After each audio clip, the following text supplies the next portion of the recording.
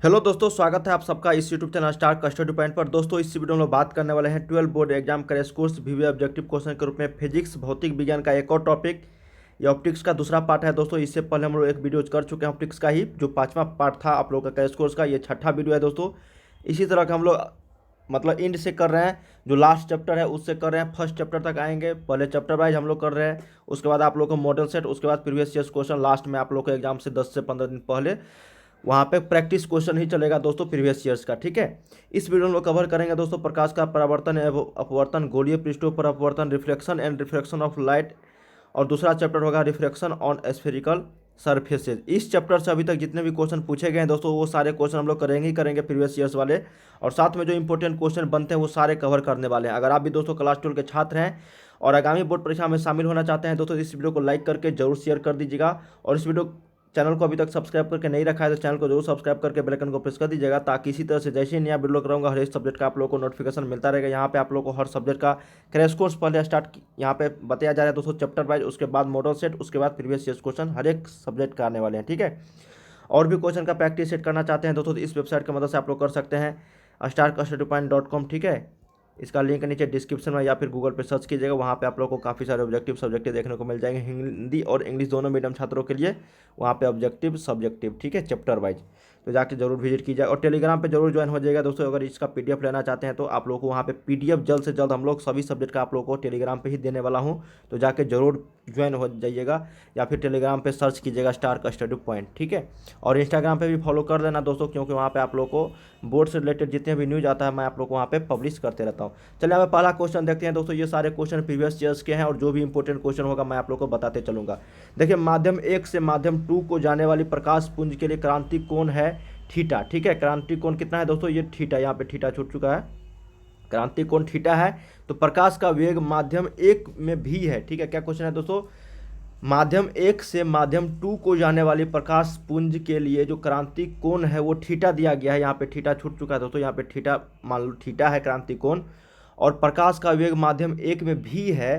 ठीक है, तो प्रकाश का वेग माध्यम 2 में क्या होगा? देखिए, ये क्वेश्चन आप लोगों को काफ़ी बार प्रीवियस ईयर्स में पूछे जा चुके हैं दोस्तों। अगर इस तरह का आप लोगों से क्वेश्चन पूछता है, माध्यम 1 में भी है और क्रांति कोण थीटा है, तो माध्यम 2 में जो हो जाएगा दोस्तों वो आपका भी अपॉन साइन थीटा होगा। ठीक है, साइन थीटा के रूप में होगा, तो याद रखिएगा यहाँ पे एक का बी। बहुत इंपॉर्टेंट क्वेश्चन था ये वीवीए क्वेश्चन, ये काफ़ी बार प्रीवियस ईयर्स में पूछा जा चुका है, रिपीटेड क्वेश्चन है। ठीक है, अगर यहाँ पे क्रांति कोण थीटा दिया गया है दोस्तों, और प्रकाश का वेग माध्यम 1 में दिया गया है और माध्यम 2 में आप लोग को पूछा गया है, तो भी अपॉन साइन थीटा यहाँ पे याद रखिएगा, एक का बी। चलिए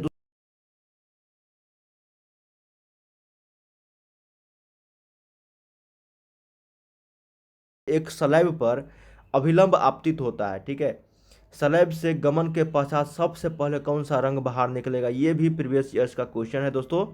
ठीक है, देखिए, श्वेत प्रकाश का एक बताया जा रहा है कि एक स्पंद हवा से शीशे के एक स्लैब पर अभिलंब आपतित होता है दोस्तों। अभिलंब मतलब 90 डिग्री के, और यहाँ पे स्लैब से गमन के पश्चात, ठीक है, जब जैसे आपतित होता है तो इससे गमन के पश्चात जो है बाद कौन सा रंग सबसे पहले बाहर निकलेगा? ठीक है, ये बताना है आप लोगों को, तो ये निकलेगा रेड। ठीक है, याद रखिएगा, यहाँ पे लाल रंग जो है सबसे पहले बाहर निकलेगा जब श्वेत प्रकाश का जो स्पंद हवा है, स्पंद हवा से शीशे के एक स्लैब पर आपतित होगा, तो स्लैब से गमन करने के पश्चात जो है वो लाल रंग बाहर निकलेगा। ठीक है, याद रखिएगा, 2 का डी।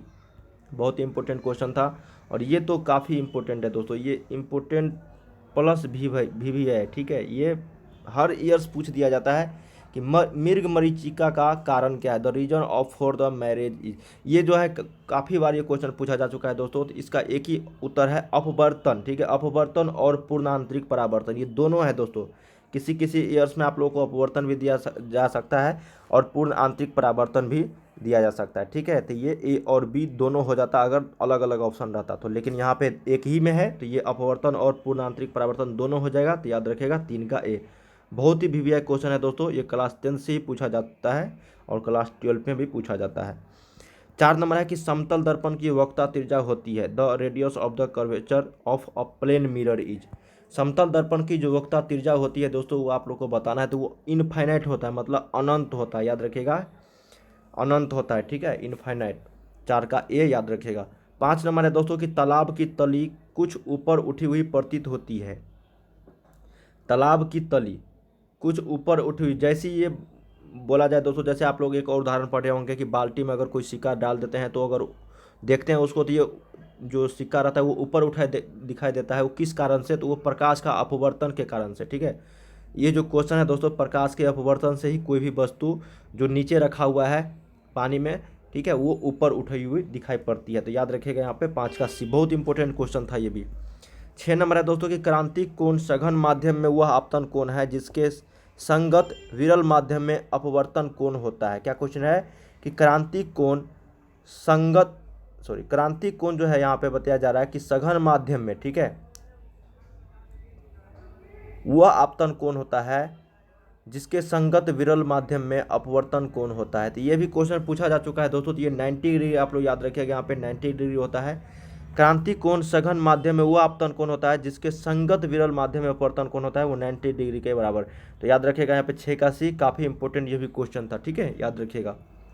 7 नंबर है दोस्तों कि निम्नलिखित में से किस दर्पण द्वारा वस्तु का आभासी प्रतिबिंब प्राप्त किया जा सकता है? आभासी, ठीक है, वर्चुअल इमेज यहाँ पे बताया जा रहा है दोस्तों, किस दर्पण से, किस मिरर से यहाँ पे प्राप्त किया जा सकता है? तो समतल दर्पण द्वारा, अवतल दर्पण द्वारा, उत्तल, ये तीनों के द्वारा दोस्तों।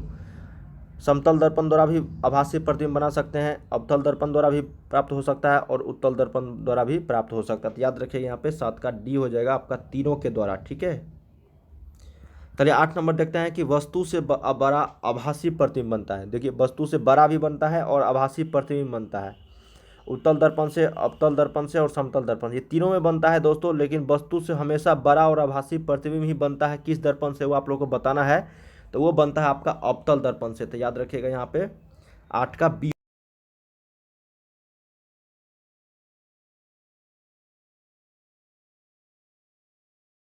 छोटा बनता है दोस्तों। तो ये समतल दर्पण तो होगा भी ना, उत्तल दर्पण में भी छोटा प्रतिबिंब बनता है, बड़ा जो है अवतल दर्पण में भी बनता है। तो यहाँ पे 8 का बी। 9 नंबर है दोस्तों कि जल और कांच के अपवर्तनांक क्रमशः इतना दिया गया है, 4/3 और 3/2। जल का कांच के सापेक्ष अपवर्तनांक होगा। ये जो क्वेश्चन है काफ़ी बार रिपीटेड क्वेश्चन है दोस्तों। ठीक है, अगर आप लोगों को इस तरह से क्वेश्चन पूछा जाए दोस्तों तो आप लोग को यहाँ पे देखिए 4/3/2, ठीक है, इस तरह से आप लोग को यहाँ पे एक अपवर्तनांक दिया गया है दोस्तों जल और कांच का। उसके बाद यहाँ पे जल का कांच के सापेक्ष अपवर्तनांक जो होगा, जल का कांच के सापेक्ष पूछा जा रहा है ना, तो ये आपका हो जाएगा यहाँ पे 8/9। ठीक है, तो याद रखिएगा यहाँ पे दोस्तों 8:9, ये अनुपात के रूप में भी पूछा जा सकता है आप लोगों को। तो यहाँ पे याद रखिएगा 8:9 या 8/9। ये क्वेश्चन जो है ना काफ़ी बार रिपीटेड क्वेश्चन और सेम क्वेश्चन पूछ दिया जाता है दोस्तों। ठीक है, जल का कांच के सापेक्ष अपवर्तनांक अगर पूछ दिया जाता है दोस्तों, कांच का जल के सापेक्ष अपवर्तनांक, तो ये उल्टा हो जाता है, 9/8 हो जाता है। ठीक है, तो देख लीजिएगा यहाँ पे जल का कांच के सापेक्ष अपवर्तनांक पूछा जा रहा है। याद रखिएगा 9 का डी। 10 नंबर है दोस्तों कि किस कारण वायु का बुलबुला पानी के अंदर चमकता दिखाई देता है? ये भी काफ़ी इजी और इम्पोर्टेंट क्वेश्चन है दोस्तों कि वायु का बुलबुला जो है पानी के अंदर जो चमक दिखाई पड़ता है वो पूर्ण आंतरिक परावर्तन से, टोटल इंटरनल रिफ्लेक्शन से। याद रखिए, रिफ्लेक्शन से, ठीक है, रिफ्लेक्शन से। ठीक है, तो यहाँ पे 10 का सी हो जाएगा, पूर्ण आंतरिक परावर्तन, TIR, टोटल इंटरनल रिफ्लेक्शन। अब 11 नंबर देखते हैं कि एक माध्यम से दूसरे माध्यम में जाने पर प्रकाश की किरण मुड़ जाती है, तो किरण के मुड़ने को कहा जाता है। किरण को मुड़ने की घटना को क्या बोलते हैं दोस्तों? उसको हम लोग बोलते हैं अपवर्तन। जब एक माध्यम से कोई भी प्रकाश की किरण दूसरे माध्यम में जाती है और वो मुड़ जाती है अभिलंब की ओर, तो उसको मुड़ने की घटना को हम लोग को बोलते हैं अपवर्तन बोलते हैं। तो याद रखिएगा 11 का सी। 12 नंबर है कि कांच से हवा में प्रवेश करते समय किस प्रकाश का क्रांति कोण सबसे कम होता है? कांच सघन माध्यम हो गया दोस्तों और हवा विरल माध्यम। तो सघन माध्यम से अगर विरल माध्यम में कोई भी प्रकाश की किरण जाता है दोस्तों, तो सब क्रांति कोण जो है सबसे कम जो हो जाएगा वो आपका हो जाएगा दोस्तों किस यहाँ पे कलर के लिए? तो ये आपका हो जाएगा दोस्तों लाल रंग के लिए, हरे रंग के लिए, पीले रंग के लिए या फिर बैंगनी रंग के लिए। ये तो बैंगनी रंग के लिए हो जाएगा। तो याद रखिएगा ये 12 का डी हो जाएगा। जब कोई वस्तु सघन माध्यम से विरल माध्यम में प्रवेश करता है दोस्तों, और तो किस प्रकाश का क्रांतिक कोण जो सबसे कम होगा? तो वो बैंगनी रंग का होगा। तो याद रखिएगा 12 का डी। ये प्रीवियस ईयर का क्वेश्चन है। 13 नंबर है कि निम्नलिखित में से किसका अपवर्तनांक सबसे अधिक होता है? तो ये आपका हीरा का होता है दोस्तों, 2.42 होता है ना, तो याद रखिएगा यहाँ पे 13 का डी हो जाएगा, सबसे ज़्यादा होता है अपवर्तनांक। ठीक है। 14 नंबर देखते हैं दोस्तों कि हीरा का अपवर्तनांक करीब होता है, अभी जस्ट हम लोग पढ़े हैं तो 2.42, तो यहाँ पे 14 का सी हो जाएगा। 15 नंबर देखते हैं कि प्रकाश का वेग अधिकतम होता है, प्रकाश का वेग जो महत्तम होता है दोस्तों किस में? तो हवा, शीशा, पानी, निर्वात। तो निर्वात में होता है दोस्तों 3 × 10⁸ मीटर पर सेकेंड होता है, जो सबसे ज़्यादा होता है दोस्तों प्रकाश की चाल निर्वात में ही। ठीक है। 16 नंबर है दोस्तों कि जब प्रकाश एक माध्यम से दूसरे माध्यम में प्रवेश करता है तो कौन सी राशि परिवर्तन नहीं होती है? बहुत ही इंपॉर्टेंट क्वेश्चन है दोस्तों, और काफ़ी बार ये क्वेश्चन पूछा जा चुका है। जब प्रकाश एक माध्यम से दूसरे माध्यम में प्रवेश करती है तो कौन सी राशि परिवर्तित नहीं होती है? तो वो आपका आवर्ती होता है, तो याद रखिएगा 16 का बी आपका सही उत्तर है। चलिए 17 नंबर देखते हैं कि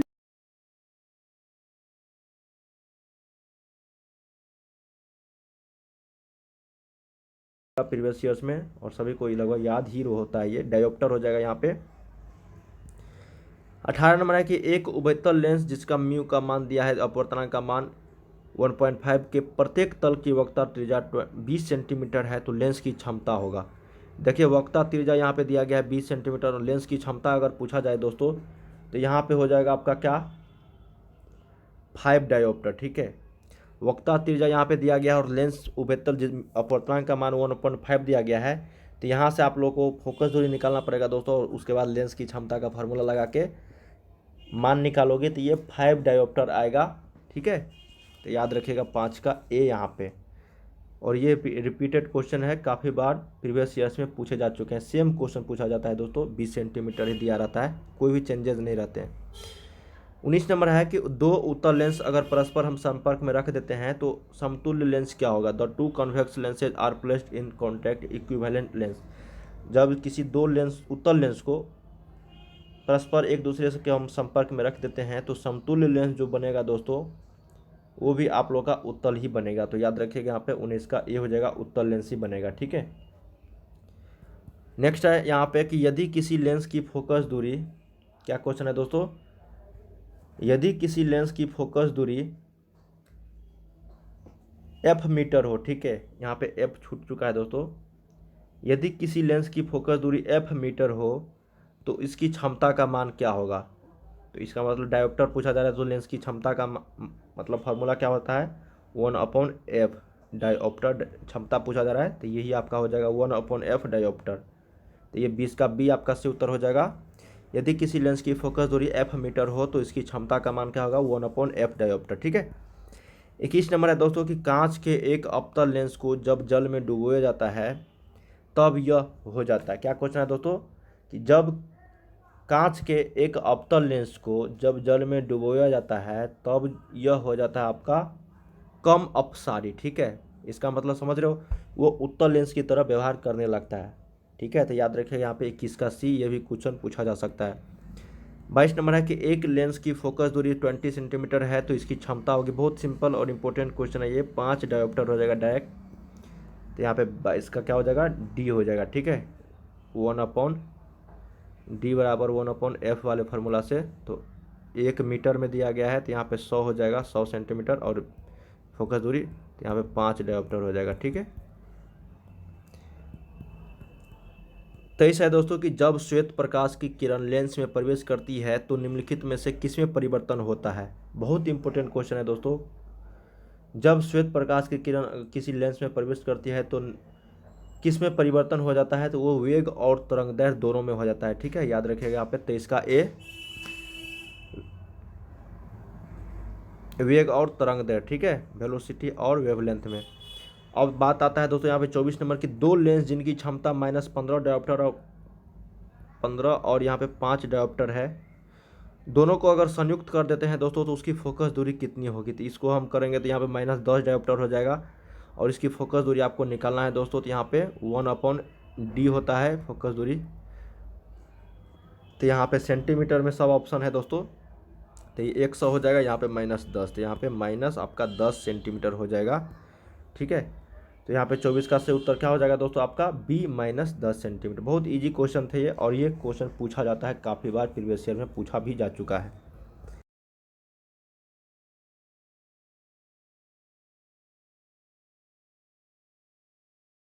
का मान को पानी में डुबाया जाता है, किसी लेंस एक उत्तल लेंस को पानी में डुबाया जाता है तो अब यह व्यवहार करता है। अभी जस्ट हम लोग पढ़े थे दोस्तों एक और क्वेश्चन कि कांच के एक अवतल लेंस को जब पानी में डुबाया जाता है अवतल लेंस को, तब वो व्यवहार करता है दोस्तों कम अपसारी हो जाता है, मतलब उत्तल लेंस की तरह व्यवहार करने लगता है। ठीक है, और यहाँ पे जब किसी उत्तल लेंस को अगर हम पानी में डुबाया जाता है तब यह व्यवहार करेगा उत्तल लेंस की तरह ही। ठीक है, तो याद रखिएगा यहाँ पे आपका 25 का ए हो जाएगा।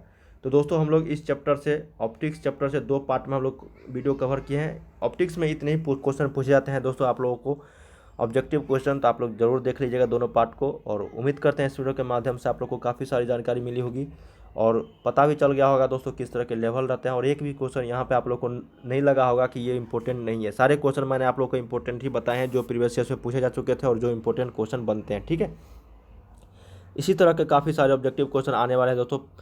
अभी कम से कम 8 से 10 चैप्टर अभी और बचे हैं दोस्तों, वो सारे वीडियो हम लोग आप लोगों के लिए लेकर आएंगे चैप्टर वाइज। उसके बाद मॉडल सेट, उसके बाद प्रीवियस ईयर्स क्वेश्चन पेपर, उसके बाद मैं आप लोग को सब्जेक्टिव भी देने वाला हूँ 4 से 5 सेट, ताकि आप लोग को एक भी क्वेश्चन जो बोर्ड में मिस ना हो।